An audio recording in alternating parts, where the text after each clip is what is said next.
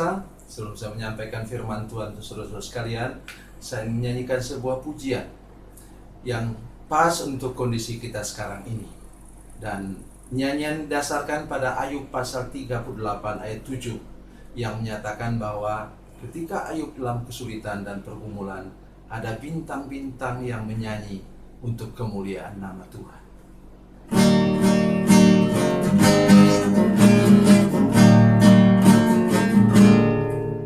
Tiada tampak terang di tengah hujan badai, sang pengembara merintih tak berdaya.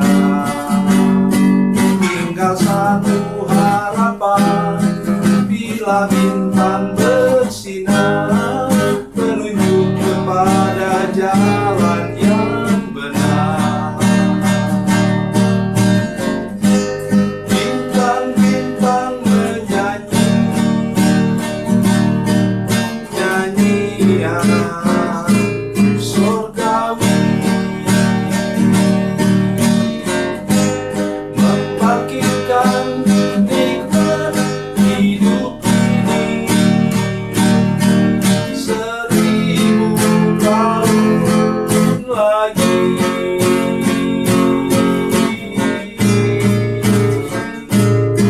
Bagi insan yang sengsara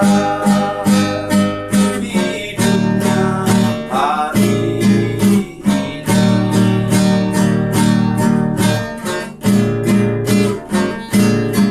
satu pandang bintang di celah kabut gelap, ini muncullah harapan dalam hati. Walaupun ku sendiri, ku tahu Tuhan ada. Alamat Bapa cinta bintang itu. Bintang-bintang menyanyi nyanyian surgawi, membangkitkan nikmat hidup ini 1000 tahun lagi.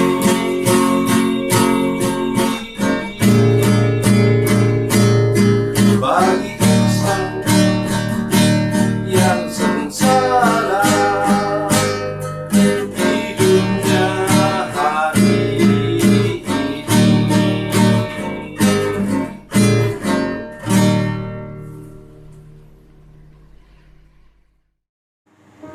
Salam saudara pemirsa, selamat berjumpa kembali dengan kami dalam program Berita Pengharapan. Saudara pemirsa, sejauh mana engkau benar-benar mengenal Tuhan yang engkau sembah?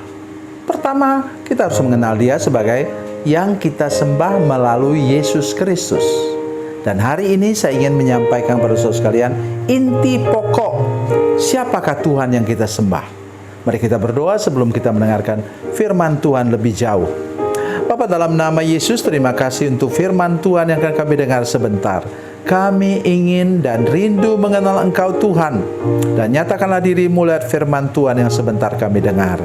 Dalam nama Yesus, haleluya, amin. Saudara pemirsa, mari kita membaca ayat yang luar biasa ini dari Perjanjian Lama, Keluaran pasal 3 ayat 14. Keluaran pasal 3 ayat 14. Demikian bunyi firman Tuhan. Firman Allah kepada Musa, Aku adalah Aku. Lagi firman-Nya, beginilah kau katakan kepada orang Israel itu, Akulah Aku telah mengutus aku kepadamu. Amin. Ketika Tuhan mau mengutus Musa kembali ke Mesir setelah 40 tahun dia dididik oleh Tuhan menjadi orang yang rendah hati. Ingat, Musa itu adalah seorang jenderal di Mesir. Dia adalah anak putri Firaun, walaupun disebut anak angkat, tetap juga dia adalah anak putri Firaun. Dan dia sudah, kata firman Tuhan, kata cerita Alkitab, dia sudah memenangkan banyak peperangan di mana-mana. Nah, dia jenderal, karena itu dia agak arogan dulu. Dan dia melihat ada umat Tuhan bertengkar dengan orang Mesir, maka dia bunuh orang Mesir itu. Oleh sebab itu dia harus mengalami pembuangan dulu, disingkirkan dulu selama 40 tahun. Sekarang dia sudah menjadi orang yang rendah hati.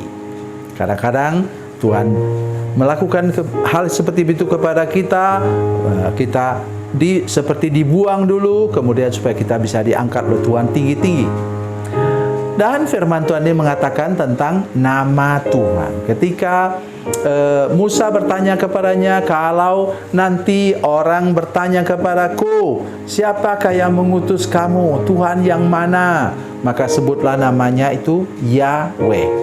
Dalam bahasa Ibrani, Yahweh artinya, itu tulisan bahasa Ibrani tidak ada huruf hidup. Jadi YHWH, Yahweh. Jadi saudara sekalian, dia katakan, beritahukan namaku, aku adalah aku. Oleh sebab itu dalam nyanyian-nyanyian rohani, yang gospel di Amerika, mereka menyebutnya The Great I Am. Ya, aku yang tertinggi. Nah, kalau bahasa Yunani menggunakan istilah ego eimi. Ego itu aku, keakuan. Jadi maksudnya nomor satu ialah tidak ada di antara kita yang boleh mengatakan kita lebih tinggi atau sejajar dengan Tuhan. Itu nomor satu. Dia adalah Allah yang maha kuasa, dia adalah Allah yang maha tinggi.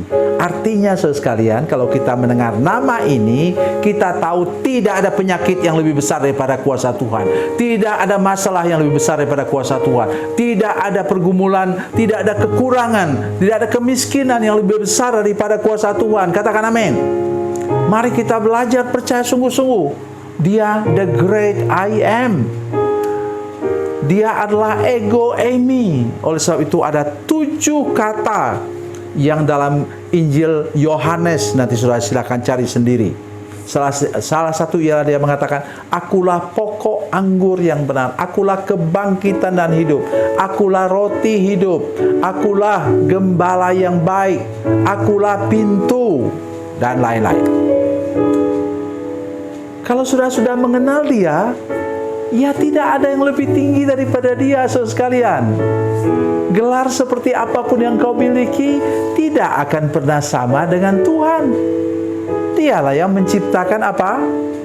Otak saudara sekalian, sehingga engkau menjadi cerdas. Harusnya engkau seperti istilah orang, pepatah orang, ilmu padi dong. Ya, apa itu? Semakin berisi, semakin menunduk. Ingat, saya anak petani. Kalau padi itu kelihatan begini, itu tidak ada isinya itu. Jadi mari kita belajar rendah hati di hadapan great I am tadi. Oh, luar biasa. Aku adalah aku, kata Tuhan. Dan dia juga Tuhan yang Maha Kuasa. Kalau saudara bisa baca nanti sebentar dalam Kejadian pasal 17 ayat 1 mengatakan bahwa dia El Shaddai. El Shaddai artinya Allah yang maha kuasa. Tidak ada yang lebih berkuasa daripada dia.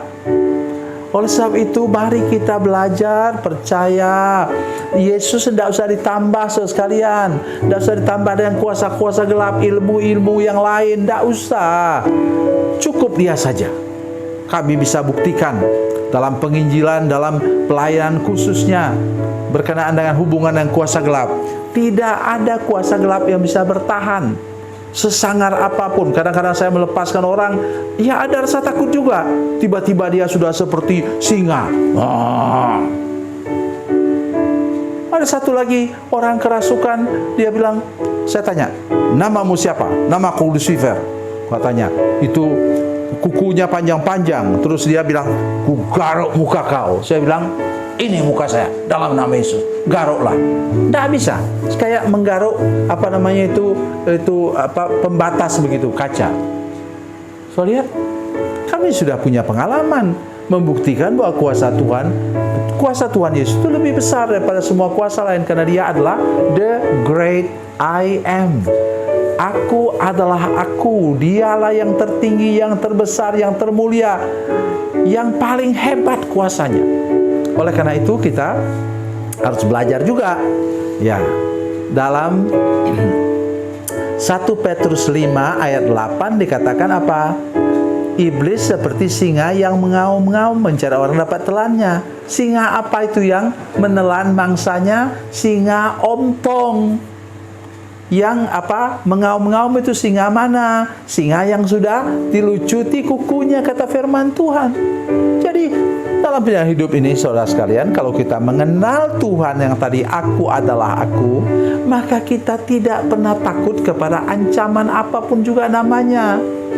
Oh, tapi Pak Pendeta, kan itu para murid Yesus kan tidak ada seorang pun yang meninggal dengan aman dan damai. Cuma satu saja, yaitu Rasul Yohanes.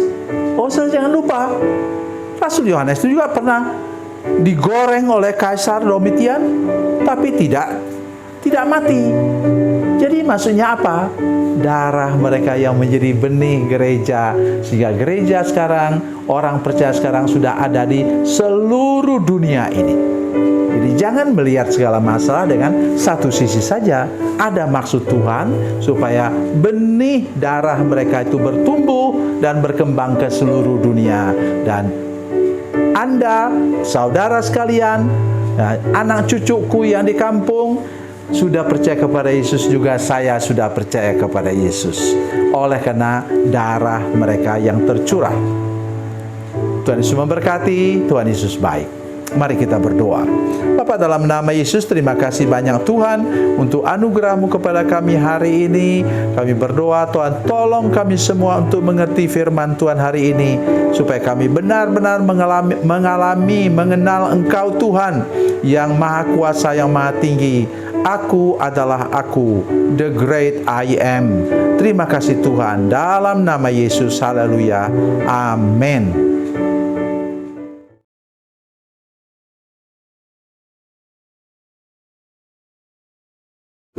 Salam saudara pemirsa, mengakhiri program ini, saya mohon kepada saudara-saudara pemirsa sekalian untuk, bila saudara menyaksikan program ini melalui channel YouTube, maka tekan subscribe dan bunyikan lonceng.